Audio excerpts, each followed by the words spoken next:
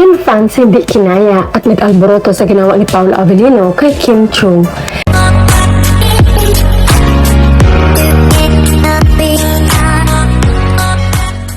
Taunin fans hindi kinaya at nag-alboroto sa ginawa ni Paolo Avellino kay Kim Chiu.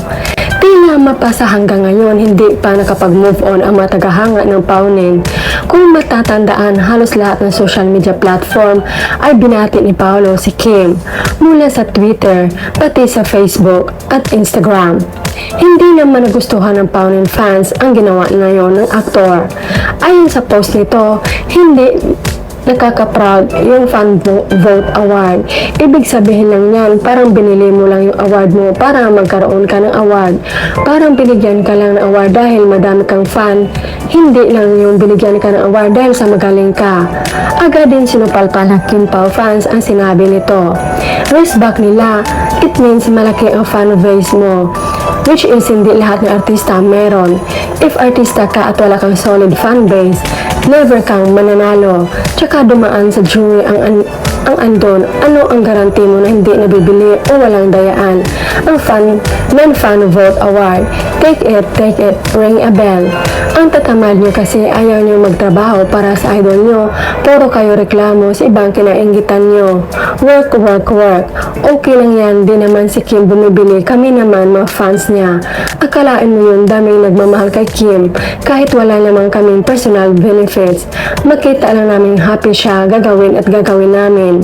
That for me is true winning the hearts of many. Ate ako, sumuko ka na, napapaligiran ka na namin. Parang may 100 plus atang Kim Pao fans andito, ramdam mo na yung ibig sabihin na may solid fan base. Pag madaming fans, ibig sabihin sikat ka. Pag daming fans, tinatangkilik. Pag madaming fans, madaming project. Pag madaming fans, madaming endorser. Ngayon, tanong ko sa'yo, idol mo, madaming fans? Nako, tama na, magpadami na lang kayo, inggit lang yan. Makabobo ka kay Kim pero mas bobo ka sa nilait mo. Ang tanga-tanga mo kung di mo alam na dumaan sa selection process ng mga hurado bago pa maisalang sa fan voting ang entries. Nagkakamatay ang git, kaya kung ako sa'yo, pakabait ka na, baka yung sa idol mo, kamo, take it, meaning marami nagmamahal, famous at nangkilig, bankable. Idol mo can't relate. Audrey, ang sakit sa mata na mula kahapon si Kenny lang laman ng social media. Diba Audrey, ma-bitter fan vote pero may jury yun bago manominate habang yung kanila hindi man lang nanominate. And if manominate, iwan ko lang. Ay hiyang-hiya sa'yo si Catherine Bernardo. Nung nalo last year, ganun talaga pag fluff. At walang ganap yung Starlet, nagkakalat na lang ng katoksikan. For your information, di kami yung nag-decide na mapabilang siya sa kategory na yun. Jurors yung pumili, din botohan. Kahit wala ka talagang alam. Mag-move on na kaya lang naman kayo galit kay Kenny dahil kay P. Hello, yung idol mo, iba naman lalaki ay tumigil ka na. Mahirap din pag di nakarelate yung 10 lang kayong fans, ano di ka naman ilalagay sa nomination kung di ka mahusay ang pagganap. At kung 10 lang kayo, at di talaga mananalo, idol nyo. Wala kasing hatak sa tao, ibig sabihin wala kayong appeal. Tahan na huwag na umiyak, focus na lang kayong paingayin si Cloud. Baka sakaling manominin niya sa susunod, pero make sure na yung 10 fans niya may panalo siya at huwag ipahiya. Sobra obvious ang pagkainggit, never ma-achieve ng idol mo yung achievement ni Kay. Pasikatin nyo na lang muna idol nyo para dumami naman kayong fans niya. Yung idol mo rising star na malay mo baka sa year 2060 sikat na siya at madami na fans.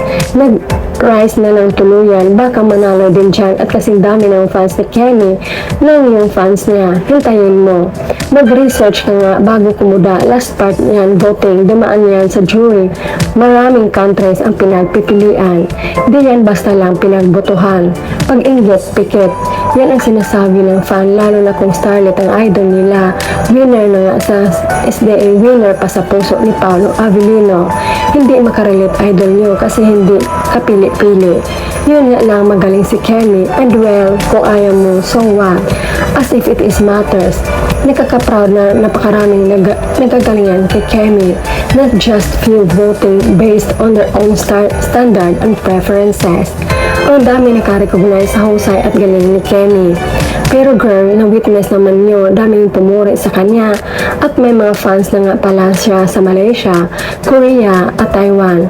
So yun, daan-libo niyang fans na mga Pinoy-Pinay na dagdagan pa ng ibang lahi.